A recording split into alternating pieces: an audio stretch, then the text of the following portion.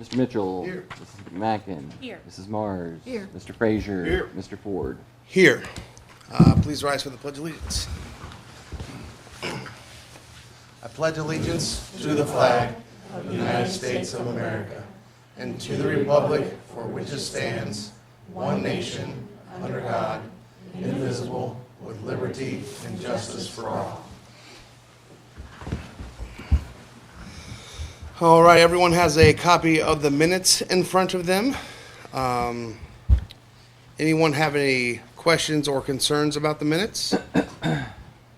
If not, I will entertain a motion to approve the minutes from the February 22nd, 2024 regular meeting. So moved. All right. Motion by Steve, seconded by Sean. All right, all those in favor say aye. Aye. All opposed, same sign. All right, next we have the approval of the agenda. I will take a motion for the approval of the approval of the agenda. So moved. All right, Kelly, Jojo, all right. All those who approve say aye. Aye. Against, same sign. All right. We have no hearing of the public, right? All right, Jeremy for the treasurer's agenda. Were there any questions about the financial reports that were included in the packet tonight? We're still on target to finish the year in the black. And again, our main focus right now has just been monitoring our special education expenses. Other than that, are there any questions about that? The next thing on there is recommend board approval of the tax rates for tax year 24. And I did a review of where they were last year to this year, and our tax rates remain flat overall.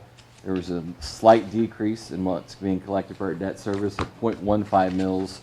And again, that'll fluctuate year to year because it depends on how much debt service that we need to pay for the upcoming year. So we always have to have enough money on hand to pay for the debt.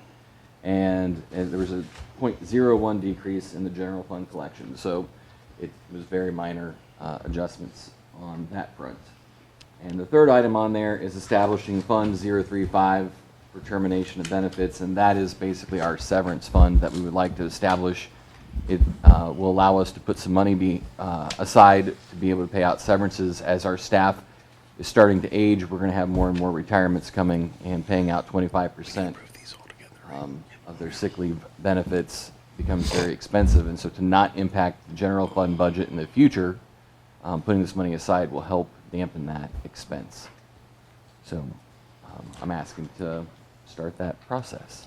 Do we have another year coming up where we're going to have an influx of teachers we have a mass group of teachers or administrators who will be retiring at the same time?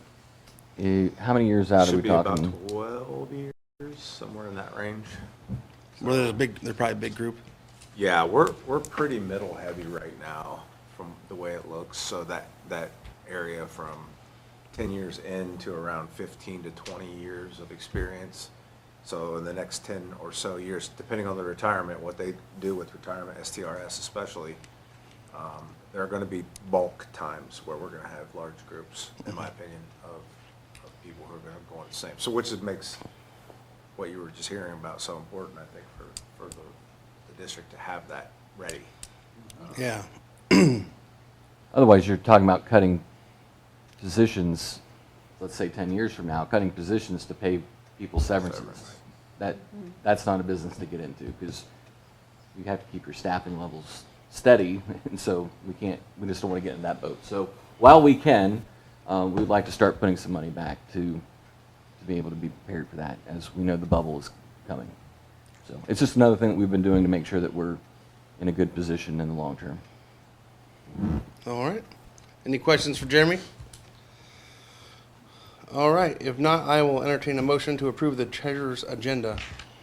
So moved. Second. All right. We have a motion and a second. Jeremy, would you like to call roll? Mr. Mitchell. Aye. Mrs. Mars. Aye. Mr. Frazier. Aye. Mrs. McMacken. Aye. Mr. Ford. Aye. All right. Moving on to superintendent's report. Thank you. Just a reminder, we're still on spring break during the eclipse on the 8th, but we will close the campuses. So for people at home, we're going to close those off. And the reason we're doing that is the day after the eclipse, we have school. And they're predicting a large amount of people coming to the community, and from what we've been told, people park kind of anywhere. We don't want a bunch of trash, we don't want damage done to the schools and so on from people outside the community coming to our campus. So I know the Career Center is closing as well, and I'm not sure about Edison, but they may be. They're But, closing as well. Yes. So everybody out there will close because we're right off the highway. We just don't want a lot of problems to come back to that next day. So, We close it at both entrances? yes, Okay. yep. So they won't be able to get in the campus at all. Perfect. All staff's been notified as well. The city has been notified about it as well. So we have systems put in place for them to get in there if they need to for any reason. And just a special thank you to the Piqua Education Foundation. They provided solar glasses to all the students in the district, and the Kiwanis also provided some that we were able to provide to students as well as staff and their families. So we're glad to have that for everybody. Next is a summer school update. So we have the curriculum department here, and they're going to present to you what the summer school plans are.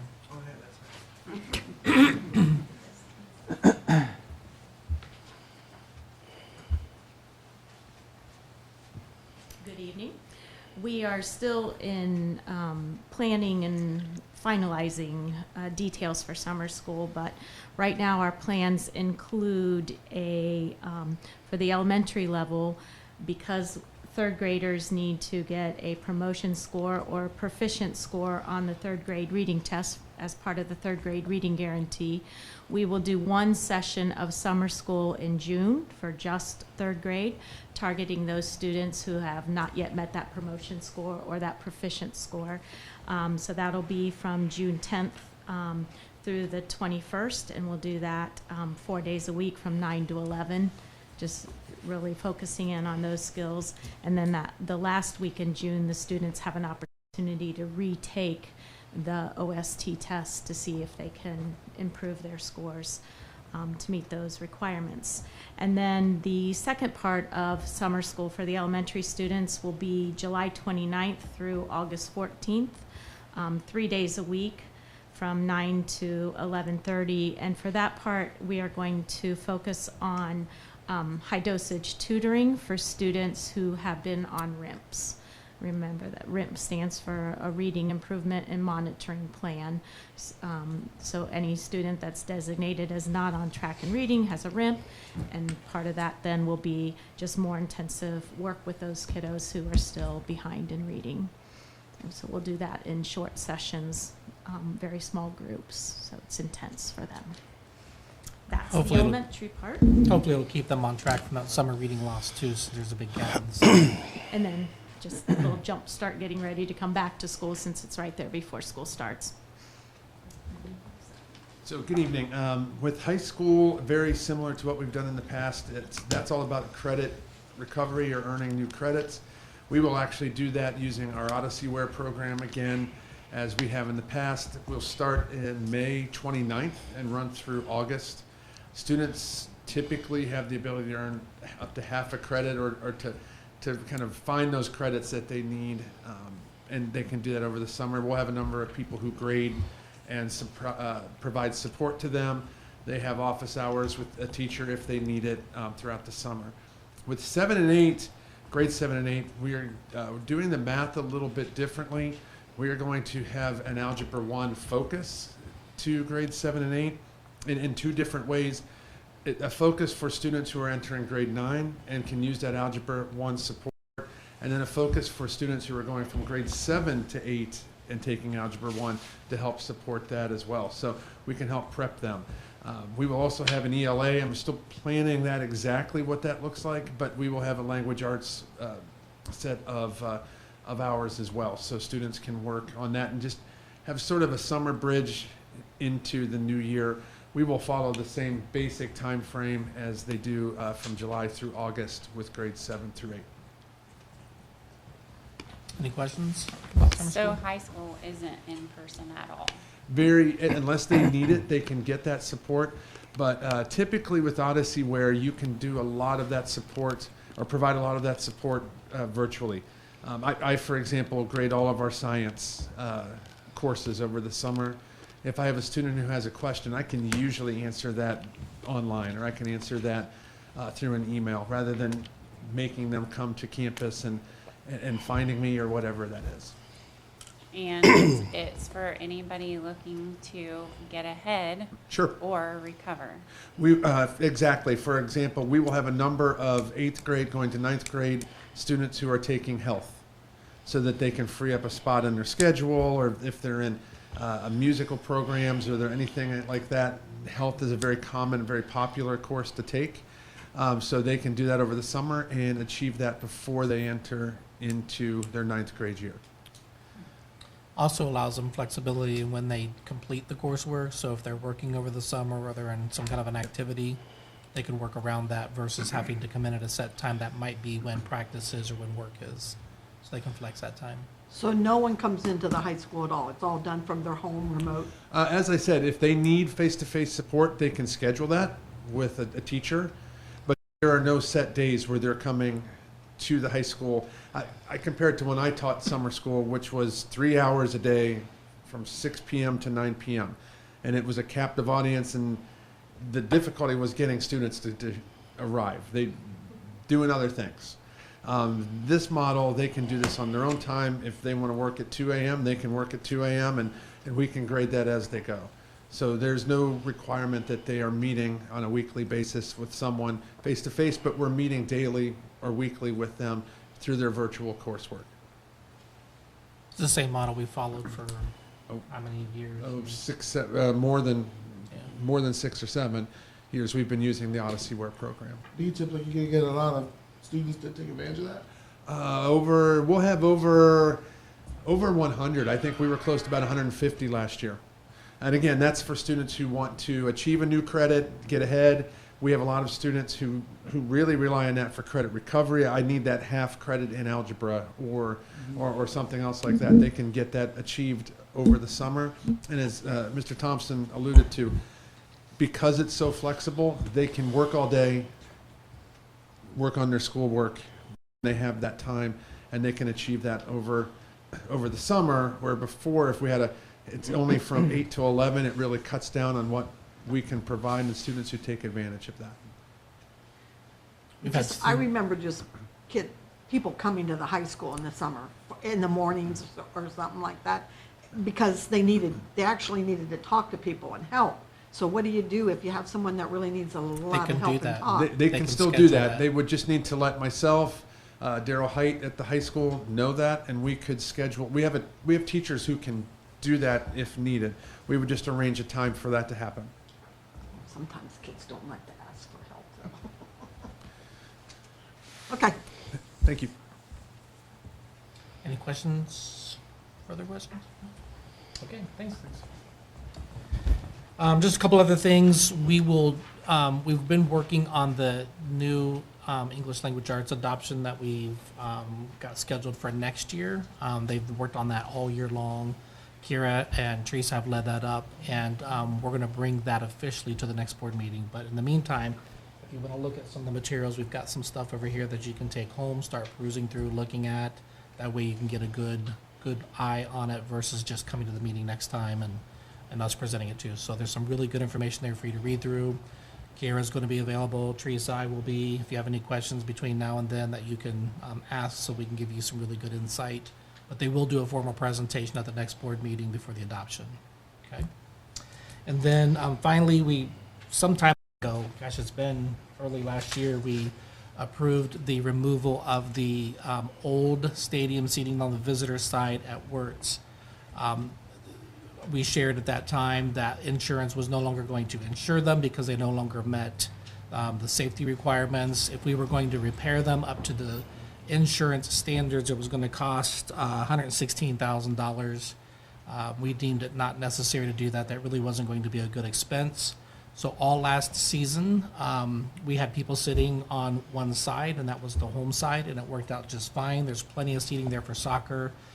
There was no problem with fans or anything like that. So we had them removed, and we had somebody actually come and buy them. So rather than us paying to have them taken down, somebody came to buy them, and we actually got $8,000 for them instead of paying to have that work done. So it was a win-win. It finally happened. It actually looks kind of nice if you've driven by. They did a good job of taking those out, and we don't have to worry about insurance auditing us on that anymore, and they're all taken care of. So just a quick update on that. We also talked about making that parking spot.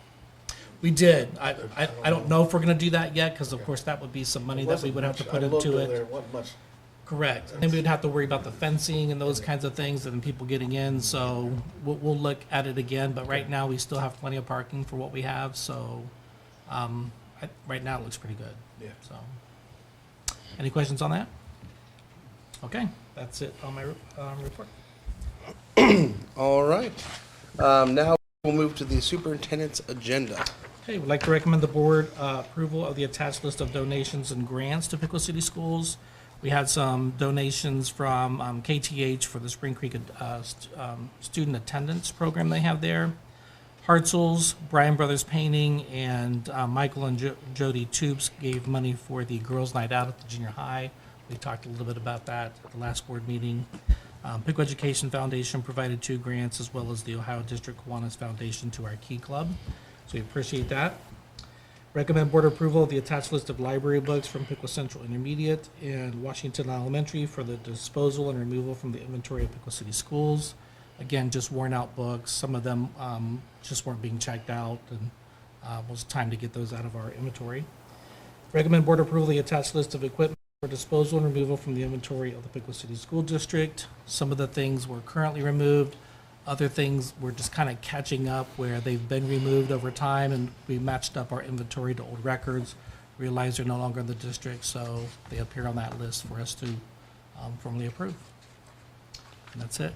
Unless you have any questions. Any questions for Dwayne? All right, I will take a motion to approve the superintendent's agenda. So moved. Second? Second from Steve. All right, all those in favor, please say aye. Aye. All opposed, same sign. All right, Thank you. Tony. Yes, sir, thank you. You have the notes that I sent out Monday for the personnel agenda. Are there any questions there before I mention a few people? Any questions from that? I'd like to recognize a few of our first and second retirement people. Of course, Paul Doak, custodian at the junior high, and he's been there since, from the records I found, was 1999 with the district, not all of them at PJHS. So I want to recognize him and thank him for his service to our kids in our building, and of course everybody gets recognized at the end of the year as well. Melissa Faree, in my estimation, again, I believe she completed nearly her entire career here, and she's been with us since 1992. So long, successful career serving our students. And then Ellie Snap. So Ellie retired 3 years ago and decided to stay on with us with the coaching model. And I don't even know if you knew this was on here because I just got it today. We kind of knew it was coming, but Ellie's been amazing. I think that was 34 years at that point when she initially retired. And then she stayed on with us and served in that coaching role, and it's been fantastic. We're going to miss her. We're going to miss everybody, but we're definitely going to miss Ellie with that coaching model piece. And then Tina Watts. I tried to do math on this whole thing, but Tina, I think she's been here for 44 years.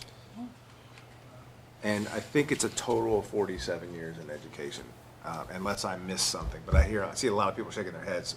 She's been a staple for Piqua City Schools, and she served in a lot of roles, to include, she was home ec when she got hired here. She's one of 2 teachers still left in the district that was here when I was a student that taught, yeah. Yeah, she started out as a home ec teacher, came from another district where she was also, and then eventually went into the primary world and got licensed there, and has been an academic coach for many years. Before we even had the coaching model, and she's kind of everybody's go-to and support, and I'm sure she'll be connected to us at some point somehow over the next few years. But she's amazing too. So anyway, I just wanted to highlight those folks in there for their commitment to our kids over the years, definitely. So any questions at all? She will be missed for sure. Yeah. Yeah.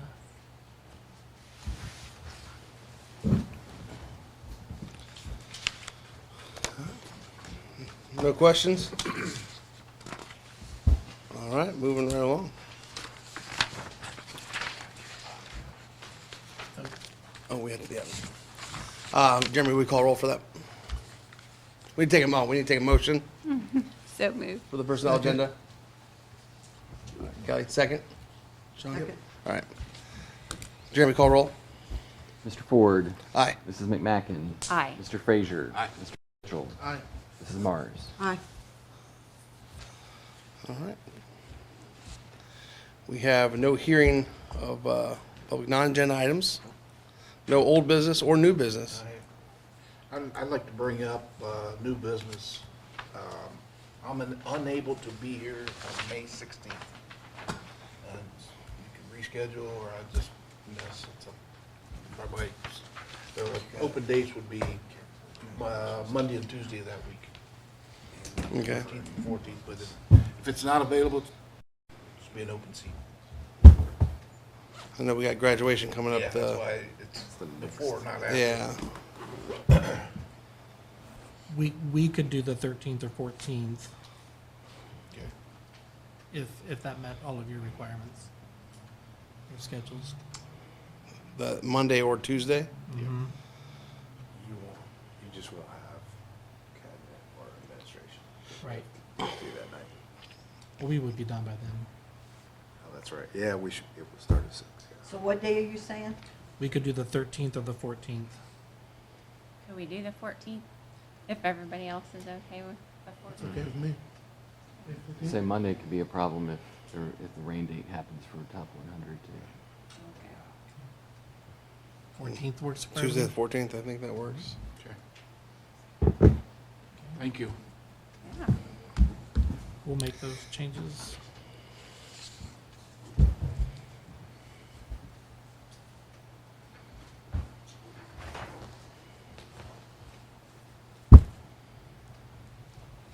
All right.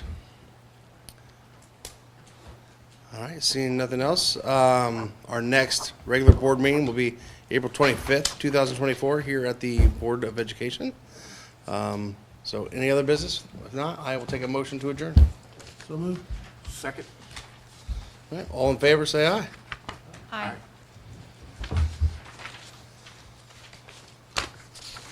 Motion, or meeting adjourned.